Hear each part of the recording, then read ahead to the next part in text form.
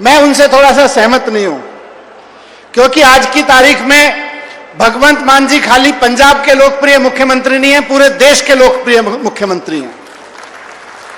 पूरे देश में कश्मीर से लेकर कन्याकुमारी तक सारे राज्यों में चर्चा है कि पूरे देश में एक ही मुख्यमंत्री है जो जनता के लिए काम कर रहा है, बाकी सब तो लोग पैसे के लिए काम कर रहे हैं।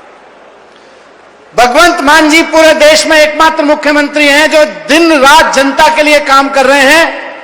आम आदमी पार्टी एकमात्र ऐसी पार्टी है जो जनता के लिए काम कर रही है।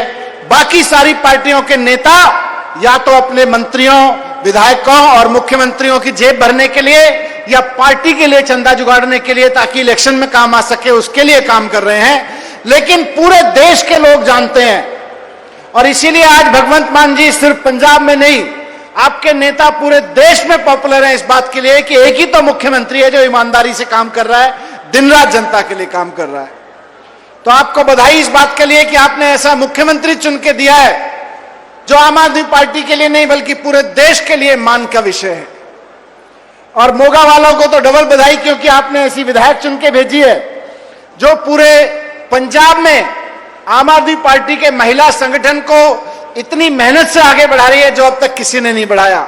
इसके लिए भी आपको बधाई। और आज जिन प्रोजेक्ट्स का, बिजली के जिन प्रोजेक्ट्स का आपका उद्घाटन हुआ, उससे पूरे मोगा जिले की सभी विधानसभाओं के लोगों को फायदा मिलेगा, इसके लिए बधाई। 13-14 साल पहले दिल्ली में अरविंद केजरीवाल जी ने एक छोटा सा बूटा लगाया था आम आदमी पार्टी के नाम का। यह सोच के लगाया था कि ईमानदारी की राजनीति करेंगे, आम घरों के लड़के लड़कियां निकल के राजनीति करेंगे, विधायक बनेंगे, मंत्री बनेंगे। दिल्ली में जब पहला चुनाव लड़ा तो दिल्ली के लोगों ने जबरदस्त प्यार दिया और खूब सारी सीटें दी। 70 में से 67 सीटें आम आदमी पार्टी की झोली में डाल दी। दिल्ली में खूब काम किया, स्कूल में काम किया, अस्पतालों में काम किया, ईमानदारी से काम किया। जब पार्टी बनाई थी तो ये लोग कहते थे आम घरों के बच्चे राजनीति में नहीं आ सकते, उसके लिए तो बड़े बड़े पैसे वाले या बड़े बड़े नेता के बच्चे होना जरूरी है। लेकिन अरविंद केजरीवाल जी ने करके दिखा दिया कि आम घरों के बच्चे भी राजनीति में आ सकते हैं। जिन लोगों ने कभी जिंदगी में नहीं सोचा कि पहले बचपन में या पढ़ाई करते वक्त की नेता बनेंगे, मंत्री बनेंगे, वो बच्चे भी एमएलए बन सकते हैं, मिनिस्टर बन सकते हैं और ईमानदारी से काम कर सकते हैं। ये दिल्ली में करके दिखाया। और दिल्ली के काम को देख के आप सब लोगों ने, पंजाब के लोगों ने इतना मान सम्मान दिया कि पहली बार में 22 एमएलए और उसकी बार में तो 92 एमएलए देख के भगवंत मान जी की सरकार बना दी। ये अपने आप में इतिहास था। ये कहते थे ईमानदारी से राजनीति नहीं हो सकती। ये बीजेपी वाले, कांग्रेस वाले, अकाली वाले कहते थे आम जनता के लिए राजनीति नहीं होती, वो तो नेताओं के बच्चों के लिए होती है। अरविंद केजरीवाल जी ने, मान साहब ने करके दिखा दिया। ये कहते थे ईमानदारी की राजनीति नहीं हो सकती, अरविंद केजरीवाल जी ने, भगवंत मान ने करके दिखा दिया कि ईमानदारी की राजनीति भी हो सकती है। इसके चलते दिल्ली में सरकार बनाई, पंजाब में सरकार बनाई। 14 साल के अंदर अंदर नरेंद्र मोदी जी के गढ़ में घुस के 5 एमएलए गुजरात में आपकी पार्टी ने, आम आदमी पार्टी ने बना लिए, गोवा में बना लिए। इससे नरेंद्र मोदी जी ने घबरा के, देखिए आपकी वोट की ताकत, कि सबसे ताकतवर आदमी देश का प्रधानमंत्री की कुर्सी पे बैठा हुआ मोगा के भाइयों बहनों आपके वोट से घबराता है कि आप वोट देते हो भगवंत मान को, केजरीवाल को, आप ईमानदार मानते हो भगवंत मान को, केजरीवाल को। तो नरेंद्र मोदी जी ने घबरा के अरविंद केजरीवाल जी को बेईमान साबित करने के लिए झूठे केस लगाए उनके ऊपर, उनको जेल में डाल दिया, मुझको जेल में डाल दिया। 18 महीने तक झूठे आरोप लगा के हमको जेल में रखा। क्यों? क्योंकि पंजाब के लोगों ने आम आदमी पार्टी को प्यार देना शुरू कर दिया था और आम आदमी पार्टी ने पंजाब के लोगों के लिए काम करना शुरू कर दिया था। इनको लग रहा था ये अरविंद केजरीवाल की, भगवंत मान की पार्टी की इमेज खराब करो, इसके लिए झूठे आरोप लगा के 18 महीने एक छोटी सी कोठरी में बंद रखा मुझको जेल की।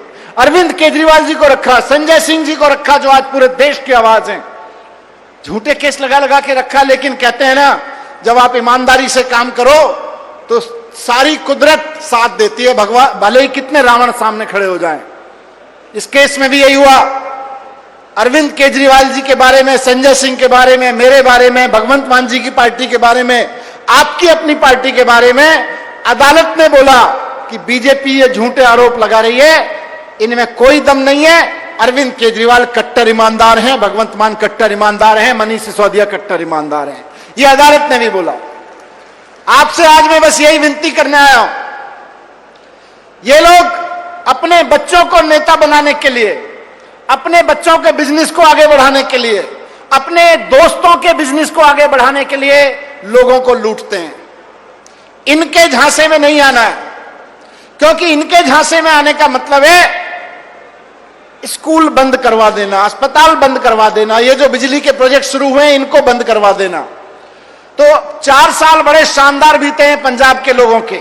भगवंत मान जी की सरकार ने शानदार काम किए हैं, मैनिफेस्टो में जितना लिख के दिया था उससे कई गुना ज्यादा काम करा दिया है। अगले 5 साल के लिए भी मौका भगवंत मान केजरीवाल को देना है। बस मैं हाथ जोड़ के आपसे यही विनती करने आया था।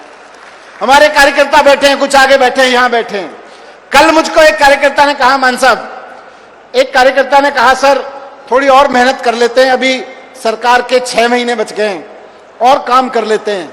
मैंने कहा ये ना सोचो कि 6 महीने बच गए हैं, हमारे पास तो 5.5 साल बचे हुए हैं।